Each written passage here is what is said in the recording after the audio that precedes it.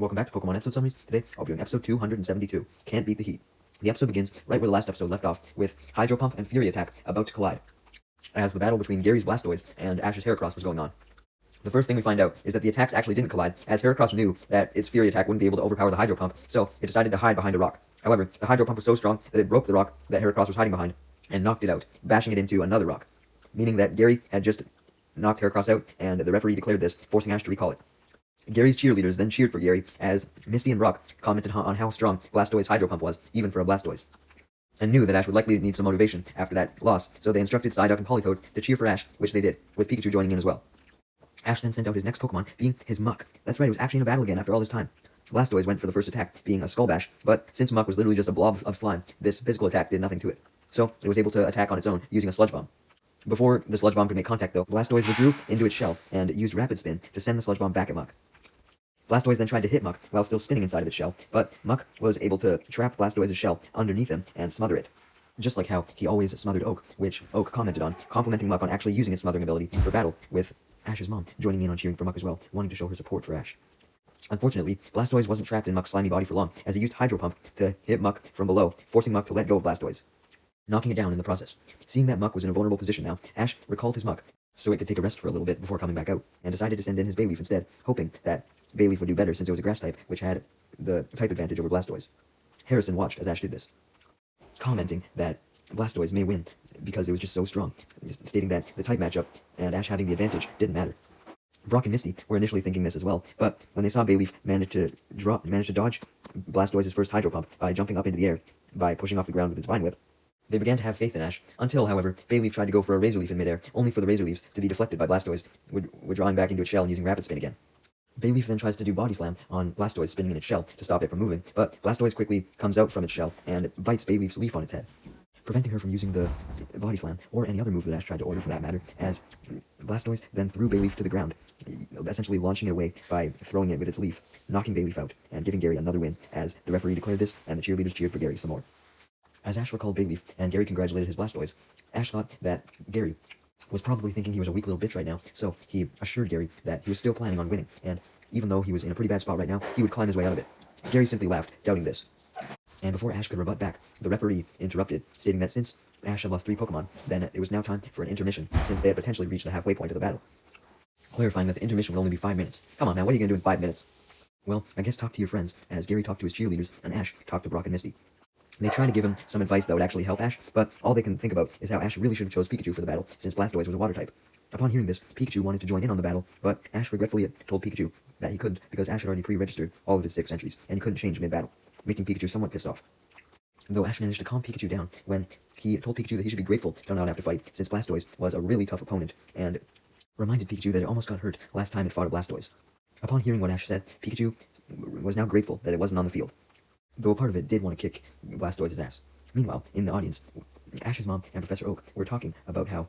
watching the battle made them both remember Ash and Gary's young childhood when they first met each other, and how they were always at odds, with Gary always being the confident type, while Ash would always be left behind, struggling to improve himself, stating that Gary was always a dick to him as well. However, Oak clarified that he believed that Gary actually respected Ash deep down as his most important friend and rival, and was just mean towards him so that he would have a rival that hated him so that he could be pushed farther, stating that they could actually get along pretty well if Gary stopped being such a stuck-up guy and stopped putting on such a rude guy act all the time. The 5-minute intermission then ended, as Ash decided to send out his Snorlax as his 4th Pokemon, and Gary decided to actually recall his Blastoise and send out his Arcanine instead, so he could give Blastoise some rest. Misty was surprised at Gary returning Blastoise, thinking that Gary had the intention to use it to sweep the remainder of Ash's team, but Brock suggested that Gary probably wanted to see if Ash was at least good enough to beat the rest of his Pokemon, and he would only save Blastoise for when he absolutely needed it, believing that he should kind of go easy on Ash. Arcanine then tried to start the battle with a takedown, but runs in the opposite direction when Snorlax goes to use Body Slam, avoiding it.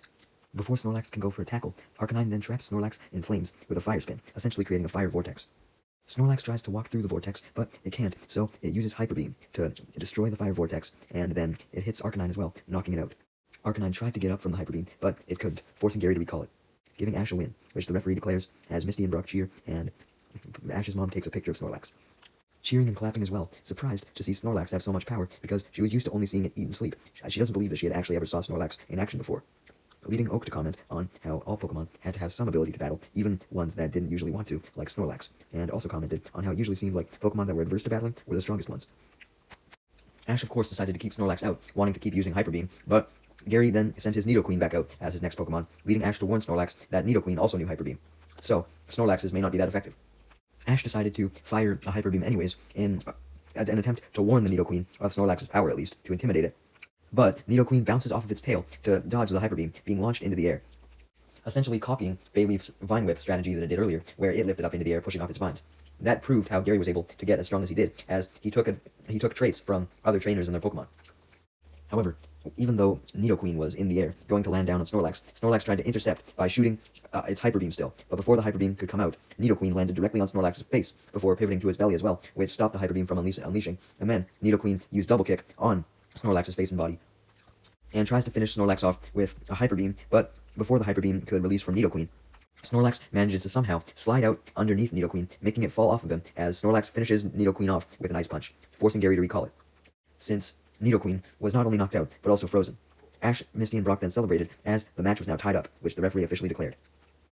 Gary was bewildered as to how a Pokemon as fat as Snorlax was speedy enough to slide out from underneath his Nidoqueen and dodge the Hyper Beam. Impressed by Ash's abilities now, although he obviously didn't want to admit this to Ash, so he simply stated that the only reason why he was asking how Snorlax was so agile was because he thought that Ash perhaps used a very weird training method, since Ash himself was weird. Ash took offense to this, as did Misty and Brock. Gary then sent out his next Pokemon, being a Scizor, which surprised Misty, Brock, and Ash, because they did not think that Gary would have a Scizor, and I mean, it wasn't even registered on the database, so Gary must have caught it just recently. Scizor then started out the battle with a Quick Attack, which managed to do a bit of damage to Snorlax, forcing it to retaliate with a Hyper Beam again, since it appeared that Hyper Beam almost always seemed to work to some extent. However, Scizor simply used Quick Attack again, not as an attacking move this time, but as a dodging move to speed away from the Hyper Beam, and then, since Snorlax was tired out from using it, he was able to finish Snorlax off with a Metal Claw straight to Snorlax's face, knocking it out, and forcing Ash to recall it. Misty and Brock were worried, as they realized that Snorlax had been beaten by Scizor's speed, and Ash had selected the Pokemon for the battle based on power, thinking that he needed powerful Pokemon to beat Gary, not Pokemon that could rival Gary's speed. So Brock and Misty came to the conclusion that Ash was going to have trouble winning the battle, especially since he only had Muck of all Pokemon left, and one other, and Muck definitely was not speedy due to being a slimy blob. Speaking of Muck, that's who Ash chose to send back out, leading Scizor to go for the first attack, being a combination of Tackle and Quick Attack. Although Scizor definitely was faster than Muck, this didn't matter, as soon as the Quick Attack made contact, Muck was able to trap Scizor in its slimy body, just as it did Blastoise's shell before. Gary was caught off guard for a little bit, so this allowed Muck to use Sludge Bomb, but Gary calmed down as he ordered his Scizor to use Quick Attack again to simply go so fast that it escaped Muck's blobby body, and it did, only getting mildly injured from the Sludge Bomb. Scizor then tries Metal Claw, but its hands just get absorbed by Muck's slimy body. However, Scizor was able to quickly maneuver its claw inside of Muck, and used his claw to grab Muck from the inside, and then throw him up into the air, and then use a Swift, knocking Muck back down to the ground, knocking it out, forcing Ash to recall it, realizing that Muck had already fainted from the Swift before it even hit the ground. The referee then declared that Ash was down to his final of his 6 Pokemon, leading Ash to get nervous as he crossed his fingers, sending it out, with his final Pokemon, of course, being his ace in this case, Charizard, the one who had came to his rescue earlier in the day. Gary simply laughs, stating that he knew that Ash would use Charizard after seeing him earlier, and stated that he planned for this, as he told his Scizor to use Steel Wing, leading Charizard to dodge by flying up and then countering with a Flamethrower, but Scizor dodges this by flying up. But Gary was surprised, realizing he had made a mistake, as now that Scizor had flew up to avoid the Flamethrower, it had met Charizard in the air, allowing Charizard to simply fire another Flamethrower directly at Scizor's face, knocking it out, and forcing Gary to recall it, as Scizor fell to the ground, just as Charizard had wanted, happy that his plan had worked. Ash's mom was not happy though, as she was about to take a picture of Charizard's epic Flamethrower to the face at Scizor, but she didn't get the chance as she fumbled her camera, making her disappointed, though Oak tried his best to cheer her up. Gary tried to act like he wasn't at all frightened due to just losing his Scizor, and appeared completely unfazed as he sent out his Golem, implying that he had caught yet another Pokemon just recently as well, although we shouldn't be surprised, because this is a guy that had hundreds. Upon seeing Golem, this led Brock and Misty to remark that Gary must have truly been saving Blastoise for last. And Misty stated that it probably didn't matter to Gary which one he used anyways, as they were both good against fire types, which Charizard was. However, Brock stated that Gary might have purposely chose Golem first, because Charizard was actually double weak to rock types, as opposed to only being one time weak to water types, since Charizard was a fire and flying type, types that were both weak to rock. As Misty, Brock, Politoed, Psyduck, Pikachu, and Togepi cheered Ash on, Golem then went for its first attack, being a Magnitude, as it jumped high up into the air and then crashed down, causing the Magnitude, which was essentially just another form of Earthquake, which made Charizard unable to move on the unstable ground. Ash panicked as Charizard simply stood there motionless, not knowing what to do, but then Charizard got the idea to negate the effects of the Magnitude by just flying up into the air. It then swoops back down to grab Golem before going back up to perform a seismic toss, wanting to throw Golem down into the ground. However, as soon as Charizard lifted Golem up into the air, it was struggling to keep it held up. Ash questioned why this was, leading Gary to reveal that Golem was one of the heaviest Pokemon, only behind Pokemon like Snorlax. It was because of this that Golem had proved to be too heavy for even Charizard to lift, as he couldn't take it anymore, and let go of Golem, dropping him softly down onto the ground, messing up the seismic toss, and allowing Golem to use Rollout, as Charizard was back on the ground as well, due to being essentially weighed down by the Golem. However, Charizard simply avoided the Rollout by flying up again, not having difficulty because it wasn't carrying a heavy bitch this time around, and it then tried to take out Golem with a Dragon Rage. Gary retorted that this would be impossible, as he saw that Dragon Rage was only just a version of Flamethrower, apparently, but Ash retorted that there was a reason why it was called Dragon Rage. It wasn't just a Flamethrower, it had dragonic powers enchanted in it, or some shit. So, because of that, Golem was affected by the Dragon Rage and was knocked out. Ash's mom was still confused as to how Dragon Rage worked, leading Professor Oak to explain it in better detail, bringing Gary down to his last Pokemon, Blastoise, as well. It's the final battle, truly. As the referee declared this, and Misty, Brock, Psyduck, Politoed, Pikachu, and Togepi cheered for Ash once again, Gary didn't panic at all as he sent out his Blastoise, not only because his Blastoise had the type advantage, but because he wanted to have the pleasure of having his Blastoise defeat Ash's strongest Mon anyways. Stating that the final battle being between Charizard and Blastoise was exactly how Gary actually anticipated this battle to go, stating that all the other rounds were just warm-ups. Ash commented that even though Charizard had the disadvantage, Charizard was more experienced than Gary's Blastoise due to training at the Charizard Valley, so Ash was confident that Charizard could still win. The battle then began with Charizard going for the first attack, using Flamethrower, but Blastoise withdrew into its shell again and deflected the Flamethrower while spinning with Rapid Spin. And while it was in its shell still, it hit Charizard directly with a Hydro Pump, right in the face. Blastoise thought that Charizard would be downed by this Hydro Pump though, even though it wasn't, so Charizard used the opportunity of Blastoise being distracted to fly away from the Hydro Pump and sneak up behind Blastoise, as the crowd, including Macy and Vincent, watched in anticipation, only for Blastoise to notice Charizard. So it fires another Hydro Pump, only for Charizard to fly up and dodge it, and then go in for a Flamethrower, which Blastoise repelled by using a Skull Bash, trying to hit Charizard directly with it, but Charizard was only scratched, as Blastoise quickly fell back down to the ground, since, it couldn't fly, and Charizard was able to fly out of the way of the Skull Bash before it even did much damage anyways. Knowing that Blastoise couldn't fly up into the air, Gary ordered his Blastoise to keep using Hydro Pump, but Charizard was able to fly out of the way of all these Hydro Pumps, as Ash laughed, stating that Gary shouldn't have been so overconfident that a Water type could beat his Fire type, stating that he had out-of-the-box strategies coming out of his asshole, such as the flying strategy. Gary admitted that Ash did always seem to have some sort of out-of-the-box strategy, but even though he had noticed that all these out-of-the-box strategies had seemed to work for Ash as Deus Ex Machina moments in the past, Gary stated that they would not work for Ash this time, as just because Charizard could fly to avoid the Hydro Pumps didn't mean that it would win, because Charizard wouldn't be able to actually attack Blastoise, since fire attacks wouldn't do anything to it, leading Brock to state from the stands that fire attacks could actually work against Blastoise, they just had to be really close range. Ash acknowledged this, so while Charizard was flying around to dodge the Hydro Pumps, he ordered Charizard to get as close as possible and fire a point-blank Flamethrower. However, Charizard was unable to get close enough to Blastoise, and missed the attack, hitting the Rock Slide Blastoise instead. As this continued to happen, Ash realized that he was going to need to come up with a new strategy. A close-range Flamethrower wouldn't be possible. He then saw that since all the Flamethrowers had been missing Blastoise and hitting the rocks instead, it had caused the rocks to become super hot and somewhat melted. This led Ash to come up with a strategy, as he ordered Charizard to deliberately aim Flamethrower at the rocks on the field, confusing Gary, Misty, and Brock, wondering what the fuck Ash's plan was, as he continued to miss Blastoise and just hit the rocks instead. They knew Ash liked out-of-the-box strategies, but they questioned how this was even a strategy to begin with. However, all of this Flamethrower to the rocks started to melt them even more, making every single rock on the field extremely hot and on fire, turning the rocks to lava. This made everyone finally realize what Ash's strategy was. Since the lava was covering the entire rocky field by this point, Blastoise couldn't move around on the field since it was too hot, even for a Water-type Mon. Gary realized Ash's smart tactic, and instantly came up with a strategy of his own to counter it, as he stated that Blastoise's advantage would still be too much for Charizard, as he ordered Blastoise to use a Hydro Pump again to cool down the field, stopping all the magma and lava. However, the combination of lava and water only creates a cloud of steam, blinding Ash and Gary from seeing what was going on the battlefield, so they were forced to wait for the steam to dissipate. When the steam did dissipate, Ash and Gary both saw that Charizard had since landed on the ground, and both of the Pokemon were able to move now that the lava was extinguished, and Charizard and Blastoise happened to be locked in hand-to-hand combat, though neither of them could get the edge over each other even as they tried their best, because they were both so exhausted. And since Blastoise was so close up to Charizard, it couldn't properly aim its cannons on its shell to fire a Hydro Pump, so Gary couldn't use its most powerful attack. However, Charizard was still able to use its most powerful attack, being a Dragon Rage, but before the Dragon Rage could make contact, Blastoise ducked into its shell once again to deflect the Dragon Rage, because, it didn't do much against a fucking shell.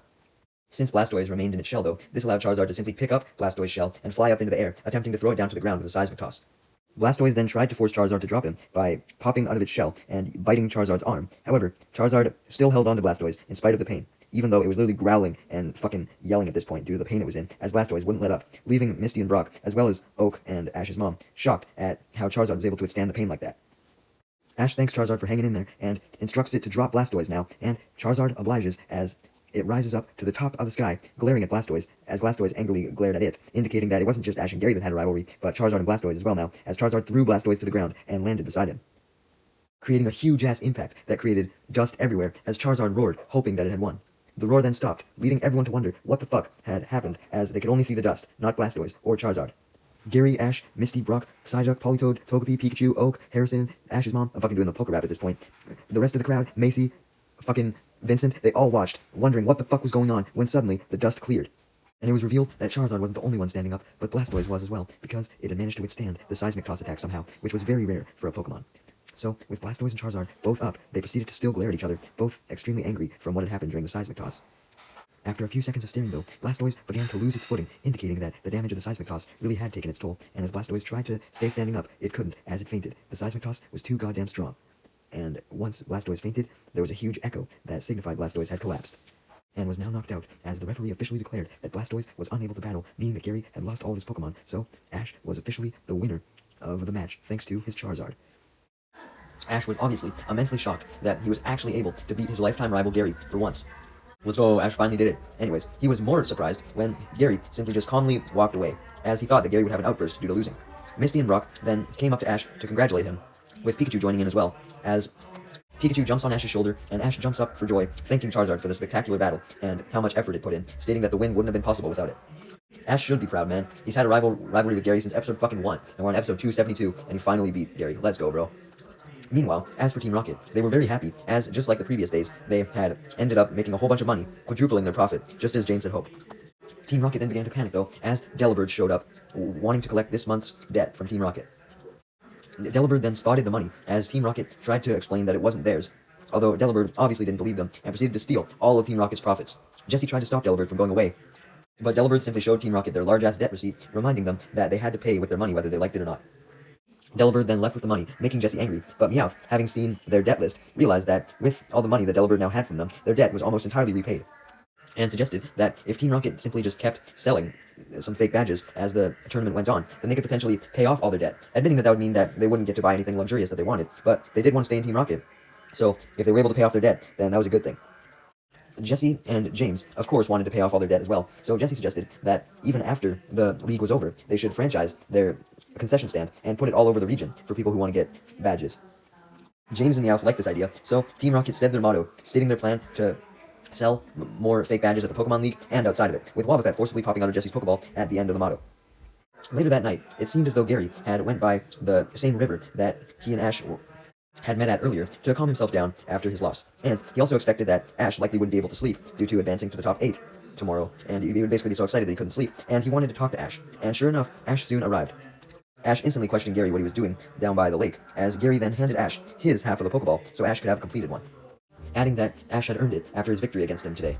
Proceeding to gas up Ash, telling him how good of a trainer Gary had found out that Ash actually was, stating that because Gary now knew that Ash was a good trainer, he wasn't ashamed to lose to him anymore.